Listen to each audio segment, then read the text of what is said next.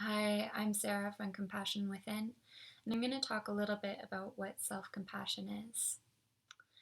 So, mindful self compassion at its most basic level is the ability to be aware of our own suffering and then to treat ourselves with kindness, care, compassion, and acceptance. The Dalai Lama describes compassion as holding suffering with an open awareness and then having the wish to alleviate that suffering. So, really, self compassion is that definition turned inwardly.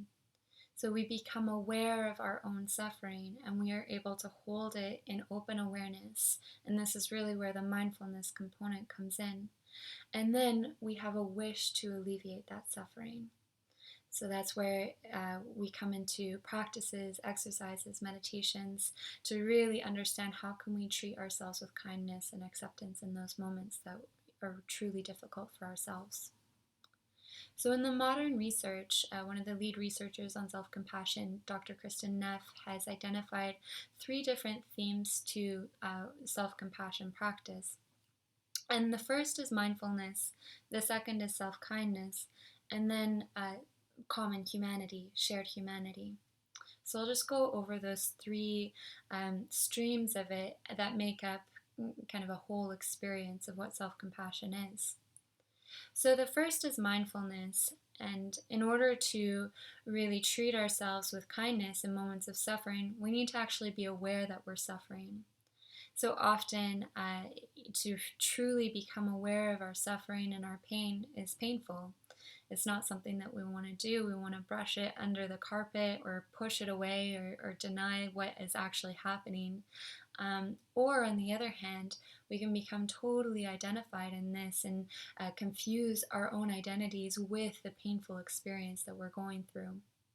So, mindfulness really asks us to take a balanced, objective approach in seeing really what is going on, and then being with that with an open awareness and acceptance. So, the first part of this is really having an understanding of what does suffering and pain feel like in my body? What is going on with me right now? So that could be seeing, what are the contours of this experience? Does it have a shape, a sensation? What is my body doing right now? What sort of thoughts am I thinking about this? And that really brings in an awareness to what our experience is. Because once we're aware of what is happening in our inner life, that's when we can truly address it. And that's where the shift starts to happen. So rather than over identifying with our suffering or totally denying it, pushing it under the carpet, mindfulness really asks us to become aware and open of what is happening for us in the present moment and cultivate an attitude of acceptance towards that. The second component is self kindness. So, once we're actually aware that we're suffering, then it's applying an attitude or um, an inner environment of kindness and care towards ourselves. So often, if we would see a friend or someone that we really loved and cared about in suffering, then we would want to approach them with care and with the desire, or often at least we would, with the care and desire to really help them and support them in that time of need. However, often when it's ourselves, it can be really threatening to feel the weight of our pain, or there's might be a worry that if we let ourselves feel it, then we're going to be totally overwhelmed by it. So part of what that does is we can shut down and go into modes of really severe self-criticism and self-judgment when we see things that are going on or that are difficult for us. So this could be a failure, a disappointment, or it could even just be not living up to our ideals, not living up to what we wanted to have happen. Or it could be a genuinely traumatic or painful experience that's happened to us or is happening to us. So with self-kindness, it really asks us to say, if someone that I loved was going through this experience, or even a being that I really care about, such as a beloved pet, or some aspect of a relational experience, a pet or an animal or a child or someone we truly care about was going through what we're going through right now, what are some ways that we would talk to them and support them in this time? And that can usually be a good indication of how we can then switch that behavior, or way of talking and being back towards ourselves and offer us that same support and kindness. So rather than approaching ourselves with self criticism, self judgment, which is usually at its most basic form an attack on the self, it's really seeing how can I support myself in this moment. What do I need is a very common question that can come along with self compassion. And a lot of times, there can often be a misconception about what self compassion is, especially with that question, what do I need? With the thought that if we pander to our needs all the time, then we'll end up babying ourselves, or that we won't be motivated to get to reach our goals, or to follow our ambitions, that we'll be too soft on ourselves, and that self criticism is a way of motivation. But in fact, the research shows absolutely the opposite. And that is that when we really care about ourselves and want the best for us, and treat ourselves in really kind and caring ways, then we're going to want to choose behaviors and support behaviors that are going to support us to getting towards our goals and support us to be the best of who we can be. So just like a parent of a child who, is begging for ice cream, or staying up really late at night, or doing, wanting all sorts of toys, or things that aren't appropriate or good for them, the parent will love them, but at the same time, part of that caring response is not always giving into their child's every need. And so, part of asking ourselves in that form of self kindness, what do I need right now? It really goes to the core of meeting ourselves where we are, so that when we have that suffering experience, we're not alone dwelling in that experience. We can actually have the experience of being our own support and our own friend and healer in that moment of need.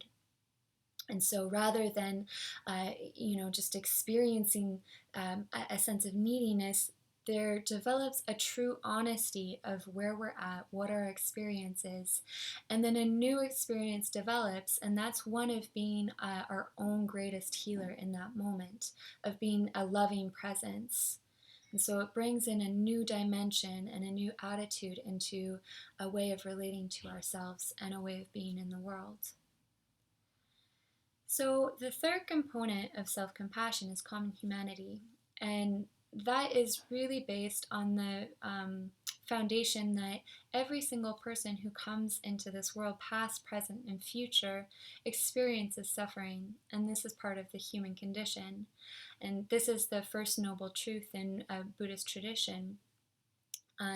So, when we do experience difficulty, hardship, suffering, pain, it can be easy to really dismiss our experience, and perhaps we might compare ourselves to other people, saying, no, my suffering doesn't merit that because I haven't gone through all of this stuff, or no, I don't deserve to treat myself kindly. Or something's really wrong with me and I can't bring this out into the open. If other people knew what was going on for me, knew what I had done or what I'm really like, then they wouldn't like me as I am. Or it can be even really subtle, and this is something that I've struggled with a lot, is that sense of, oh no, I'm feeling really ashamed because I'm feeling angry, or I'm feeling overwhelmed, and I don't know what to do with this emotion. I'm going to hide it away. And so, as Brene Brown says, shame thrives on secrecy. Shame thrives on that feeling that something is wrong with us and we need to keep it hidden away. So a sense of common humanity really encourages us to connect with our hardest darkest places within ourselves, and that to recognize that this is an experience in some intensity and form or another. Perhaps the details and the way it's expressing itself is different, but that this pain that we feel is something that is shared by every single person that's come into this world. No one can escape this world without suffering. And that in fact, this is something that is totally a sign of our aliveness. To feel pain is also to feel alive. So rather than something to run from or something to hide away and isolate ourselves because of this, Common Humanity really asks us to bring ourselves out into the open and even to see our pain and our suffering as a way to connect to other people, as a way to feel really a part of this shared human family. So with mindfulness, we can become aware of our suffering and of our pain. And with this awareness, we can then learn how to speak kindly to ourselves. And if this isn't a habit at first, then it can feel a little bit strange or even contrived. But if this is something that appeals to you, I'd really invite you to try out noticing when do I feel self-critical, or how am I speaking to myself? What kind of words and voice am I using when I'm really feeling like I need support? And if this isn't something that feels good or supportive, then having the second thought of how would I talk to a friend in this situation? How can I really support myself? And maybe that means to connect with someone, and maybe that means to go within and just to spend some time in silence and quiet. And then the third aspect is common humanity, and that really, in my sense, is what really ties this all together, and has self-compassion as part of what isn't just for ourselves. It's not a selfish process of going inwards, but it's really something that enables us to be our best selves, to be there in replenishing our own resources for wellness and meeting ourselves in an authentic and honest way, so that we can really connect with other people from that source within ourselves. So thank you so much for watching this. If you have any questions, please feel free to email me. If you enjoyed this video, then I'd really invite you to keep watching more videos that I'll be posting, and check out my website for any upcoming workshops or classes that I'll be offering. Thank you so much. I'm wishing you a wonderful day.